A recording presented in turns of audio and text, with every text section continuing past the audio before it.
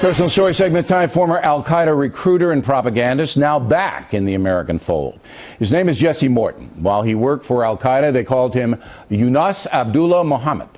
Born in Pennsylvania, 2010 he fled to Morocco, where he was arrested and held in a prison there. He's taken back to the USA 2011, pleading guilty to various terror charges. Now, in a stunning turn of events, Mr. Morton is working at the George Washington University Center for Cyber and Homeland Security. He joins us now from Washington. First of all, why did you join al-Qaeda? Well, the process of my radicalization and my entrance into adherence to and affinity for al-Qaeda's ideology started at a very young age. I had a very traumatic upbringing, and I think that what that did was it made me open up to alternative ideologies. Thereafter, I identified with Islam after reading the autobiography of Malcolm X and could relate with a lot of his story. So I was open to radical interpretations from the very beginning. Criminal behavior was also an underpinning element of my youth, and during that time I went to jail and was radicalized by a preacher in jail shortly before 9/11. So by the time 9/11 happened, I had sort of a natural inclination to adopt the worldview of the jihadist. It gave me an opportunity to express my rage and frustration through a countercultural movement, albeit a violent one. That process continued to unfold, and I continued to get deeper and deeper into the ideology of al-Qaeda, and eventually graduated from role to role, first as a student, then as an adherent, and then as a propagandist. All right, let me stop you there. Let me stop you there. So you're in the USA. You didn't go to Pakistan or any of those places. You're here in the United States, and you're working with al-Qaeda here. Is that correct? Well, that is correct. At the time, al-Qaeda was changing its strategy. They were becoming less a top-down hierarchical organization and more decentralized with regard to inspiring others to take up the cause. And they were stressing that individuals everywhere needed to concentrate on propagating the ideology, that was one of the ways that they were going to sustain their movement. And where were you doing this physically in the USA? Where were you? I was in New York City. I started working on behalf of the Salafi jihadist ideology and propagating it in about 2004. I was first with a movement in New York called the Islamic Thinkers Society. Then I started my own entity, Revolution Muslim, in late 2007, and ran that up until the point of my incarceration in May of 2011. Were you worried about the FBI and people coming after you? Was that something that you were worried about here? Well, it was quite obvious that we were certainly under investigation, but we carefully attempted to toe the line between free and illegal speech. And so we believed that we were within the legal realm of the law. And so, of course, we knew we were being monitored, but I think that when you're so drunk on an ideology and committed to a cause, the risk associated with activism becomes something that you actually enjoy, believe it or not. The cat and mouse game. So then they got you. All right, you went to Morocco, they pick you up there, they bring you back. What did you serve? How much time?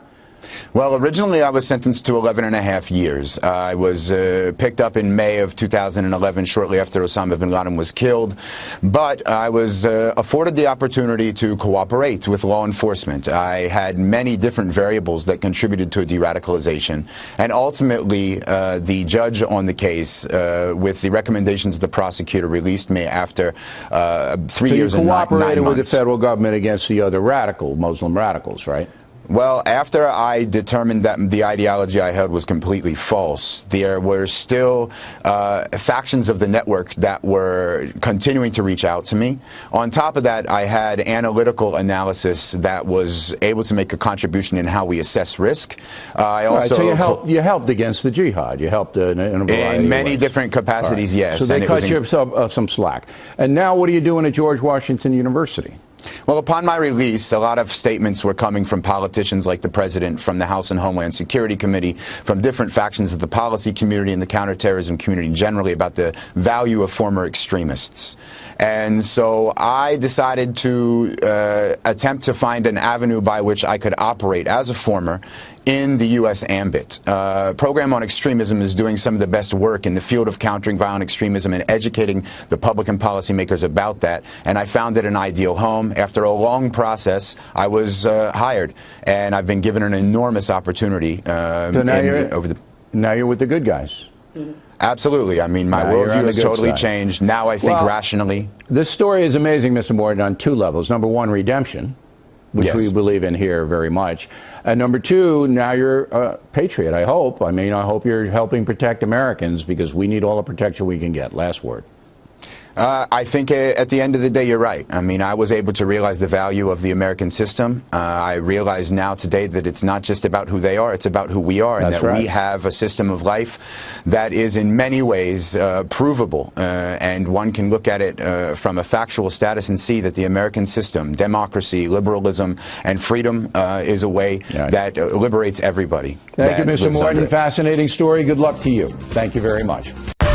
Islam as a religion is a lie wrapped with some facts and truths. I want the truth! You can't handle the truth! Let them prove it's a religion of peace.